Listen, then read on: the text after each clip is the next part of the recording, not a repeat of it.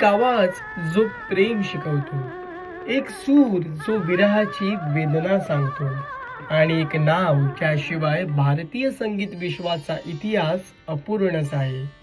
Cabaret असो किंवा गझल, भक्तिगीत, लावणी, कव्वाली, पॉप संगीत किंवा मग मराठी भावगीत असो, अशा प्रत्येक संगीत प्रकारावर आपल्या आवाजाची मोहर उमटवणारी सुरांची राणी म्हणजेच पद्मविभूषण आणि महाराष्ट्र भूषण आशा भोसले.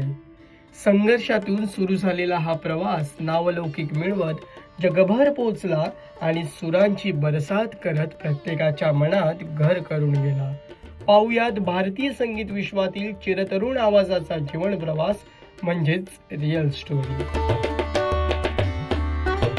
बालपण ते पहिलं गाणं.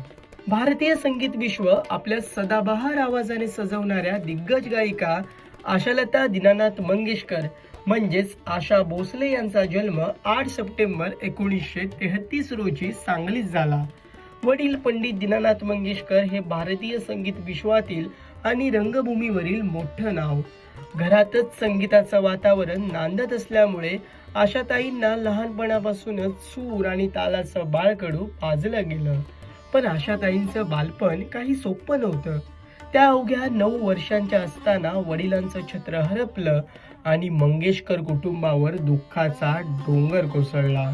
कुटुंबाची जबाबदारी पेलण्यासाठी आशाताईंनी बहीण लता मंगेशकर यांच्या पावलावर पाऊल टाकत संगीत क्षेत्रात प्रवेश केला आणि वयाच्या अवघ्या 10व्या वर्षी 1943 साली माझा बाळ या चित्रपटासाठी चला चला नवबाला हे गाणं गायलं. त्यानंतर हिंदी मनोरंजन सृष्टीत पदार्पण करण्यासाठी आशाताईंना 4 वर्ष वाट पाहावी लागली. आशाताईंनी 1948 साली प्रदर्शित झालेल्या क्युनरी या चित्रपटासाठी गायलेलं सावन आया हे त्यांचं पहिलं हिंदी गाणं ठरलं. त्यानंतर 40 आणि 50च्या दशकात आशाताईंनी अनेक हिंदी चित्रपट संगीतकारांकडे गाणी गायली. मात्र संगीतकार ओ.पी. नय्यर यांची भेट झाल्यानंतर आशाताईंची गाणी खऱ्या अर्थाने घरोघरी पोहोचली.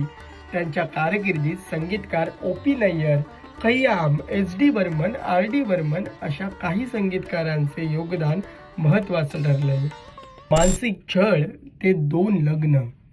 आशाताईंचं वैयक्तिक आयुष्यही तितकंच चढ उतारांनी भरलेलं होतं. त्यांनी वयाच्या 16व्या वर्षी कुटुंबियाच्या विरोधात जाऊन स्वतःपेक्षा मोठे असणाऱ्या गणपतराव भोसले यांच्याशी लग्न केलं. या प्रेमविवाहामुळे मंगेशकर कुटुंबात मोठं वादळ निर्माण झालं. या लग्नाला थोरली बहीण म्हणजेच गानसम्राज्ञी भारतरत्न लता मंगेशकर यांनी कडाडून विरोध केला होता आणि त्या बऱ्याच काळ आशाताईंशी बोलल्या सुद्धा नव्हत्या. आशा आणि गणपतराव यांना हेमंत, आनंद आणि वर्षा ही 3 मुलं होती. लग्नानंतर काही काळ सर्व ठीक सुरू होतं. मात्र आशाताईंच्या सासरची मंडळी जुन्या विचारांमध्ये गुरफटलेली असल्यामुळे त्यांना प्रचंड मानसिक त्रास सहन करावा लागला. तसेच आशाताई आणि गणपतराव यांच्यात वादही होऊ लागले. त्यामुळे हे लग्न फार काळ टिकलं नाही आणि पदरात 3 मुलं व हातात काहीही नसताना आशाताई पुन्हा माहेरी परतल्या. पहिल्या पतीपासून वेगळं झाल्यानंतर आशा भोसले यांच्या आयुष्यात संगीतकार आर.डी. बर्मन म्हणजेच पंचमदा आले. दोघांनी एकत्र येत 1980 साली लग्न केलं. हे दोघांचंही दुसरं लग्न होतं. मात्र पुढील काळात काही वैयक्तिक मतभेदांमुळे दोघे वेगळे राहू लागले. मात्र तरीही त्यांच्यातील प्रेम आणि आदर कायम होता. 1994 मध्ये आर.डी. बर्मन यांच्या निधनापर्यंत त्यांचं नातं मैत्रीपूर्ण राहिलं. 2 मुलांचा धक्कादायक मृत्यू आणि दुःखाचा डोंगर कोसळला. आशा भोसले यांच्या आयुष्यातील संघर्ष काही संपत नव्हता.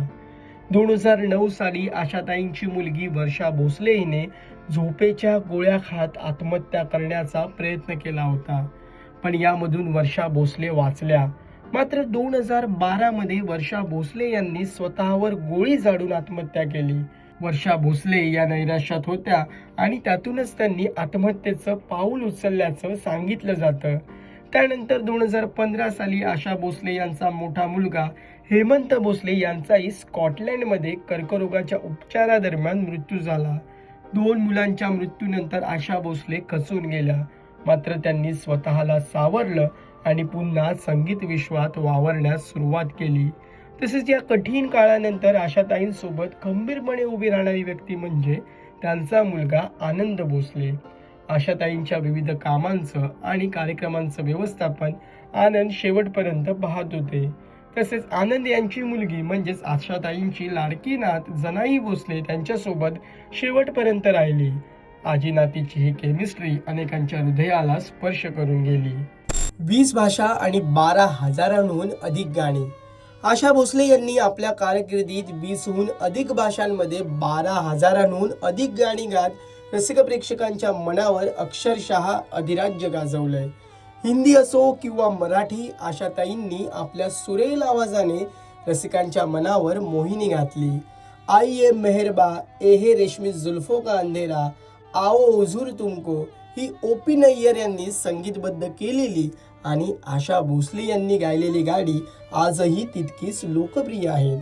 संगीतकार ओ.पी. नय्यर आणि गायिका आशा भोसले हे समीकरण 1952 मध्ये प्रदर्शित झालेल्या छम छमाछम चित्रपटामुळे जुळून आलं. तसेच आशा भोसले व मोहम्मद रफी यांची मांग के साथ तुम्हारा, उडे उडे जब जुल्फे तेरी, इशारो इशारो में या द्वंद्व गीतांनी प्रेक्षकांना भुरळ घातली. तसेच पिया तू अब तो आजा, दम मारो दम, ए रेशमी जुल्फे अशी असंख्य गाणी आजही रसिकांना भुरळ घालतात. प्रेक्षको, मराठी चित्रपटसृष्टी ही आशा भोसले यांच्या सदाबहार गाण्यांनी सजलेली आहे. आशा भोसले यांचे बंधू संगीतकार हृदयनाथ मंगेशकर यांनी संगीत दिलेलं पहिलं गाणं चांदणे शिंपित जाशी हे सुद्धा आशा भोसले यांनी गायलं होतं. पुढे हृदयनाथ मंगेशकरांनी संगीतबद्ध केलेली आणि आशा भोसले यांनी गायलेली केव्हा तरी पहाटे, तरुण आहे रात्र अजुनी, नभ उतरू आलं, जांभूळ पिकल्या झाडाखाली, जीव लगा राहिले दूर घर माझे, चांदण्यात फिरताना अशी गाणी गाजली. तसेच संगीतकार सुधीर फडके उर्फ बाबूजी यांनी संगीत दिलेल्या मराठी चित्रपटात आशा भोसले यांनी गायलेली सर्वच गाणी प्रचंड लोकप्रिय झाली. का रे दुरावा, का रे अभोला, अपराध माझा असा काय झाला, थकले रे नंदलाला, जीव लगा कधी रे येशील तू, बाई मी विकत घेतला श्याम, आज कुणीतरी यावे, एकाच या जन्मी जणू फिरुनी नवी जन्मे नमी, चंद्र आहे साक्षीला अशी या दोघांची अनेक गाणी रसिक प्रेक्षकांच्या मनात घर करून आहेत. विशेष बाब म्हणजे आशा भोसले यांनी गायलेली लावणी गीत सुद्धा आजही रसिकांना भुरळ घालतात. कशी झोकात चाललेली, मलमली तारुण्य माझे, रेशमाच्या रेगांनी या त्यांच्या लावणीचे सूर आजही लोकप्रिय आहेत. विशेष बाब म्हणजे आशा भोसले यांनी आपल्या कारकिर्दीत भारतासह परदेशातील विविध सांगीतिक मैफिलींमध्ये सादरीकरण केलंय. क्रिकेटर ब्रेटली सोबत गाणं. आशा भोसले यांनी 2006 साली ऑस्ट्रेलियन क्रिकेटपटू आणि वेगवान गोलंदाज ब्रेटली यांच्यासोबत you are the one for me हे खास गाणं गायलं होतं. खरं तर ब्रेटली केवळ एक क्रिकेटपटूच नाही, तर त्यांना संगीताचीही खूप आवड आहे. जेव्हा ब्रेटली भारत दौऱ्यावर होते तेव्हा त्यांची भेट आशा भोसलेंसोबत झाली. आशाताई ब्रेटली यांच्या व्यक्तिमत्वाने आणि संगीतातील त्यांच्या आवडीनं खूप प्रभावित झाल्या आणि त्यांनी ब्रेटलींना थेट एकत्र गाणं रेकॉर्ड करण्याचा प्रस्ताव दिला. हे गाणं ब्रेटली यांनी स्वतः लिहिलं होतं आणि ते आशा अँड फ्रेंड्स अल्बमचा भाग म्हणून रिलीज करण्यात आलं. गायिका, यशस्वी उद्योजिका ते कोट्यवधींची संपत्ती. आपल्या आवाजामुळे जगभरात प्रसिद्ध असणाऱ्या आशा भोसले एक यशस्वी उद्योजिकाही होत्या. त्यांचं दुबईत एक आलिशान रेस्टॉरंट आहे. विशेष म्हणजे आशा भोसले वेळ मिळाल्यानंतर दुबईतील रेस्टॉरंटला भेट द्यायच्या. तसेच या रेस्टॉरंटमध्ये बऱ्याचदा भारतीय पदार्थ तयार करून ते ग्राहकांना प्रेमाने जेवूही घालायच्या.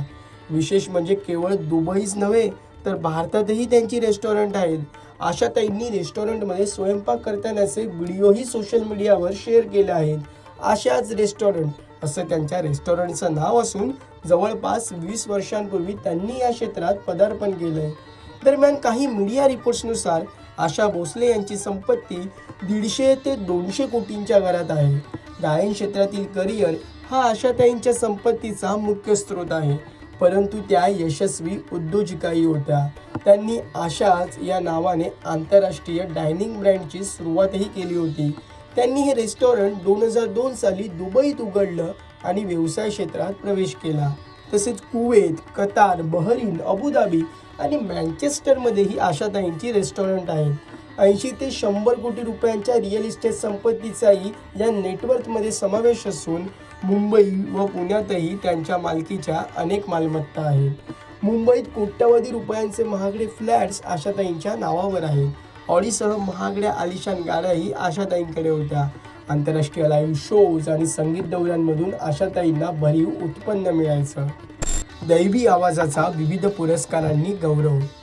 संगीत क्षेत्रातील भरीव योगदानासाठी आशा भोसले यांना 100हून अधिक राष्ट्रीय व आंतरराष्ट्रीय पुरस्कारांनी गौरवण्यात आलं होतं. आशा भोसले यांना 2000 साली दादासाहेब फाळके पुरस्कार, 2001 साली फिल्मफेअर जीवनगौरव पुरस्कार आणि 2008 मध्ये भारत सरकारकडून पद्मविभूषण या देशातील दुसऱ्या सर्वोच्च नागरी पुरस्काराने गौरवण्यात आले.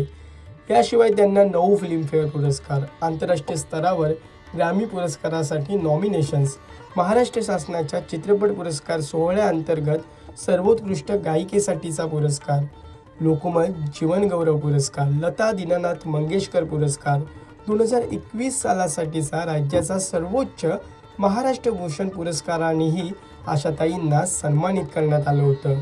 तसेच 20हून अधिक भाषांमध्ये 12,000हून अधिक गाणी गायल्यामुळे सर्वाधिक गाणी गाणारी गायिका म्हणून त्यांची गिनीज वर्ल्ड रेकॉर्डमध्ये सुद्धा नोंद आहे. सुरांची आशा मावळली. गेल्या अनेक दशकांपासून आपल्या चिरतरुण आवाजाने संपूर्ण जगाला भुरळ घालणाऱ्या प्रसिद्ध गायिका आशा भोसले यांचं रविवार 12 एप्रिल 2026 रोजी निधन झालं. मुंबईतील ब्रीच कँडी रुग्णालयात आशाताईंनी वयाच्या 92व्या वर्षी अखेरचा श्वास घेतला. त्यांच्या निधनानंतर भारतीय संगीत विश्वाचा एक सुवर्ण काळ संपल्याची भावना सर्वच स्तरातून व्यक्त करण्यात आली. दरम्यान शनिवार 11 एप्रिल रोजी संध्याकाळी आशाताईंची प्रकृती अचानक बिघडल्यामुळे कुटुंबियांनी त्यांना तातडीनं मुंबईतील ब्रीच कँडी रुग्णालयात दाखल केलं आणि डॉक्टरांनी त्यांच्यावर उपचार करण्यास सुरुवात केली. मात्र आशाताईंची प्रकृती चिंताजनक होत गेली आणि सर्व अवयव निकामी झाल्याने त्यांचं निधन झाल्याचं आशाताईंचे चिरंजीव आनंद भोसले यांनी जाहीर केलं. त्यानंतर सोमवार 13 एप्रिल रोजी दुपारी 2 वाजता आशाताईंची अंत्ययात्रा त्यांच्या लोअर परळ येथील निवासानं निघाली आणि सायंकाळी 4 वाजता दादरमधील स्मशानभूमीत आशाताईंच्या पार्थिवावर शासकीय इतमामात अंत्यसंस्कार करण्यात आले. या प्रसंगी कला क्षेत्रासह राजकीय, सामाजिक, क्रीडा अशा विविध क्षेत्रातील मंडळी उपस्थित होती.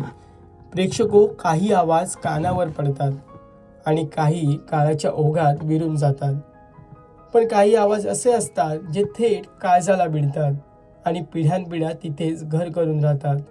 एक असा आवाज ज्याने वयाचे बंधन कधीच मानलं नाही, जो आवाज इन आँखों की मस्ती गाताना एखाद्या शांत नदीसारखा भासतो, तर दम मारो दम गाताना एखाद्या उसळणाऱ्या लाटेसारखा. त्यामुळे आशा भोसले रूपी स्वरांची लाट कायम आपले कान तृप्त करत राहील.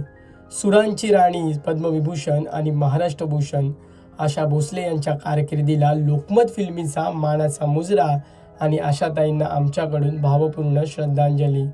आशा भोसले यांचा जीवन प्रवास तुम्हाला कसा वाटला?